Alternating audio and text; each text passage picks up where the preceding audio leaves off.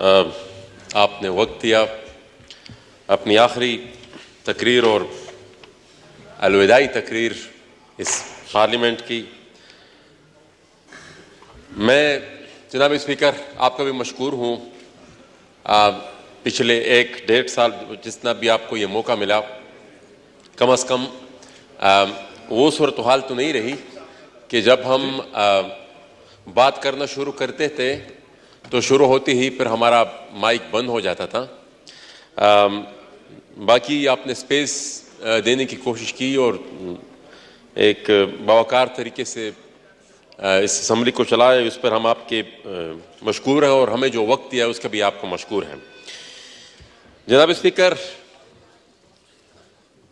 میں ایک دفعہ پھر اپنے حلقے شمالی وزیرستان کے عوام کا انتہائی مشکور ہوں کہ انہوں نے تمام تر حالات کے باوجود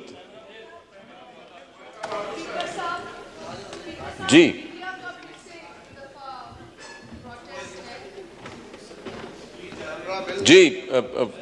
وہ ہو جائے گا نا. ٹھیک ہے. جی جناب اسپیکر، میڈیا نے میرے خیال میں کوئی بائیکاٹ کیا ہے پھر سے، تو اس پہ بھی اگر آپ کسی وفاقی وزیر صاحب کو. کل رانا صاحب نے تو یہ مسئلہ حل کر دیا تھا، رانا تنویر حسین صاحب نے، تو پھر آپ پھر گیلری خالی ہوگی.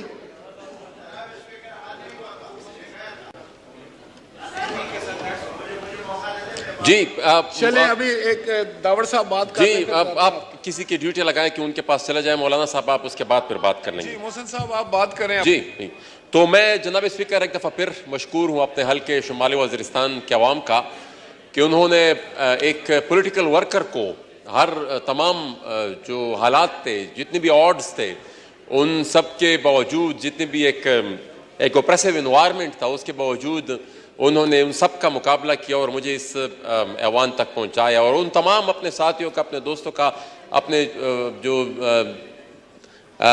ورکرز کا، پولیٹیکل ورکرز کا، ہماری پارٹی کے اس وقت جو بھی ہمارے ساتھ تھے، ان سب کا مشکور ہوں. کیونکہ حالات ایسے تھے کہ اکثر ہمارے ساتھی جب بھی ہمارے بیجز کے ساتھ، ہمارے پوسٹرز کے ساتھ چیک پوسٹوں پر جاتے تھے تو ان کو کافی مشکلات کا سامنا کرنا پڑتا تھا، جس کی وجہ سے کئی دفعہ پھر ہم کسی اور سیاسی جماعت کے لبادے میں ہمارے دوست کام کرتے رہے. تو یہ ایک ناممکن کام تھا جس کو ہمارے حلقے کے عوام نے ممکن بنایا.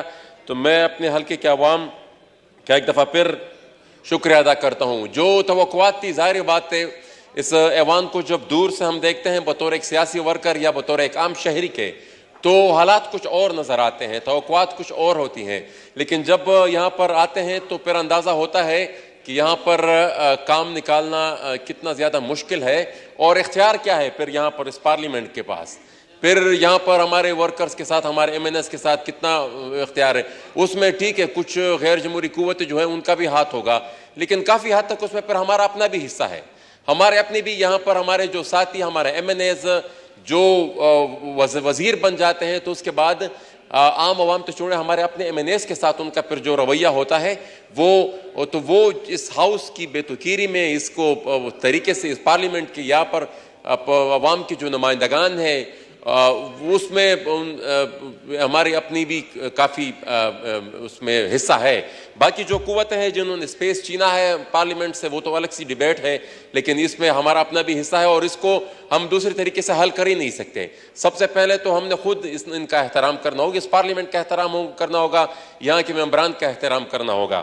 تو بہرحال ایک وعدہ ضرور تھا اپنے حلقے کے عوام کے ساتھ کہ یہ جو دہشت گردی کی چھاپ لگا دی گئی تھی ان کے اوپر، اور مارا بھی ان کو تھا، اور وہ ہمارے پشتوں میں کہتے ہیں کہ مڑم زائم پڑم زائم، ملامتی بھی ان کے اوپر تھی.